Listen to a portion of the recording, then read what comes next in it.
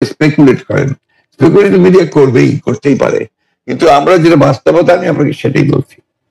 প্রধান উপদেষ্টাকে একটা কথা বলেছে, ঢুকাই দাও, মামলা একটা দিয়ে তাকে সাথে সাথে ঢুকিয়ে দাও। এই কাজটা এখন হচ্ছে না।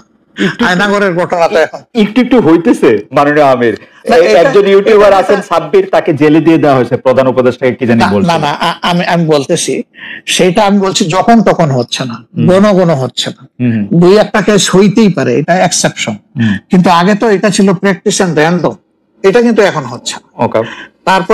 তারপরে আপনি দেখেন যে আয়নাগরের যে বিষয়টা, মানুষকে ধরে নিয়ে ঢুকাই দাও, কেউ জানে না, তার ফ্যামিলি জানে না যে মানুষটা বেঁচে আছে নাকি মরেই গেছে। যদি মরে যায় তার কবর কোথায়, আদৌ জীবনে দেখবো কিনা তার কবরটা, সেটাও তো প্রশ্ন। এরকম তো ঘটনা ঘটেছে, এবং যাদেরকে আয়নাগরে নেওয়া হয়েছে তারা কিন্তু সবাই ফিরে আসেননি। তারা অনেকেই এখনো আমরা জানি না তারা কোথায় আছে, আদৌ বেঁচে আছেন কিনা। তো এগুলা তো এখন হচ্ছে না। বায়বীয় মামলা যেটা বলা হয় সরকারের পক্ষ থেকে, এখন সরকারের পক্ষ থেকে সেরকম মামলা নেই। এখন মামলা হচ্ছে পলিটিক্যাল যারা বিভিন্ন পার্টিজ আছেন তারা, সেই ক্ষেত্রে এক এক দলের এক একটা দৃষ্টিভঙ্গি। আমাদের দৃষ্টিভঙ্গি হচ্ছে যে for fair justice, complaint of atrocity করেছেন যারা এটা পারপিটেটর, তাদেরকে ডিরেক্ট যারা আছেন তাদেরকে বাদ দিয়ে আমরা কোনো মামলায় কাউকে আসামি করিনি। এই জন্য আমাদের মামলায় শত কোনো আসামি নেই। অন্যান্য সংস্থার বা দলের বা অথরিটির থাকতে পারে। তো এই জিনিসগুলোর কিছুটা হলেও ডেভেলপমেন্ট হয়েছে, কিন্তু আরো অনেক হওয়ার প্রয়োজন আছে এবং সুযোগ আছে।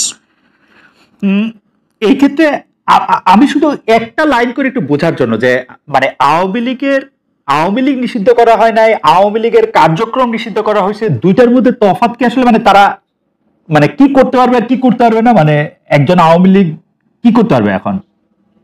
মানে আমার একটা আন্ডারস্ট্যান্ডিং আছে আওয়ামী লীগ নিষিদ্ধ, আপনি বলতেছেন না দুইটার মধ্যে একটু তফাৎ আছে, তফাৎটা কি আসলে? দেখেন, নিষিদ্ধ তো আমাদেরও করা হয়েছিল, তাই না? এবং একবার না, আমাদের এই সংগঠনের জন্মের পরে দফায় দফায় আমাদেরকে নিষিদ্ধ করা হয়েছে। নিষিদ্ধ যখন কোনো সংগঠনকে করা হয়, তখন এই সংগঠনের ব্যক্তিরাও বিভিন্ন ধরনের সমস্যায় পড়ে যান, এর সাথে রিলেটেড ব্যক্তিরা, এমনকি তাদের স্বাভাবিক জীবনযাত্রাটাও তাদের পক্ষে চালায় নেওয়া সম্ভব হয়। তারা যদি সমাজের কোনো ক্রিমিনাল ব্যক্তি নাও হয়ে থাকেন, তবুও তাদের উপরে সমস্যা আরোপ হয়েছে। কিন্তু যখন কার্যক্রম নিষিদ্ধ থাকবে, তখন ওই পলিটিক্যাল কার্যক্রম গুলা ছাড়া বাকি জীবনের সবই তো তারা করতে পারবে, করছে তো। আচ্ছা, এই দেশ ছেড়ে সবাই তো আর চলে যান, সবাইকে জেলেও ঢুকানো হয় না। এইটা একটু পরিষ্কার হয়েছে। জনাব যুদ্ধাপরাধের মামলায় জামাত নেতা এটিএম আজহারুল ইসলাম খালাস পাওয়ার পর আপনি একটি সংবাদ সম্মেলনে বলেছেন, জামায়াতে ইসলামী বা তার কোনো নেতাকর্মীর মাধ্যমে কেউ ক্ষতিগ্রস্ত হয়ে থাকলে তার কাছে নিঃশর্ত ক্ষমা চাই। এই ক্ষমা প্রার্থনায় কি ৭১ মুক্তিযুদ্ধের সময়টাও আছে কিনা সেটা সেদিন আপনি স্পষ্ট করেননি, আজকে এটা স্পষ্ট করবেন? মানে আপনি, অনেকেই প্রশ্ন করছেন যে জামায়াতের মাননীয় আমির ক্ষমা কিসের জন্য চাইলেন? মানে ৪৭-এর পর থেকে শুরু করে আজকে পর্যন্ত, শুধু ৭১ না, ৪৭-এর পর থেকে শুরু করে আজকে পর্যন্ত আমাদের দ্বারা যত মানুষ যত জায়গায় কষ্ট পেয়েছে, কেউ যদি ক্ষতিগ্রস্ত হয়ে থাকে, সেই মানুষগুলো, তাদের সকলের কাছে আমি বিনা শর্তে ক্ষমা চেয়েছি। কেন ক্ষমা চেয়েছি?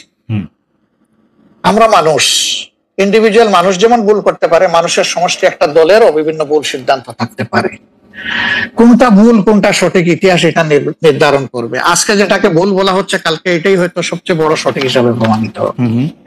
আর ইতিহাসের পালা বদলে রাজনীতিতে সবাই জিতে না, কেউ জিতে কেউ হারে। আমরা আদর্শবাদী একটা দল, আমরা বিশ্বাস করি আমরা মানুষ ভুলের ঊর্ধ্বে নই। আমাদের দ্বারা, আমাদের সহকর্মীদের দ্বারা মানুষ বিভিন্ন ক্ষেত্রে কষ্ট পেতে পারে, ক্ষতিগ্রস্ত হতে পারে। আমি সব কিছুর জন্য কোনো শর্ত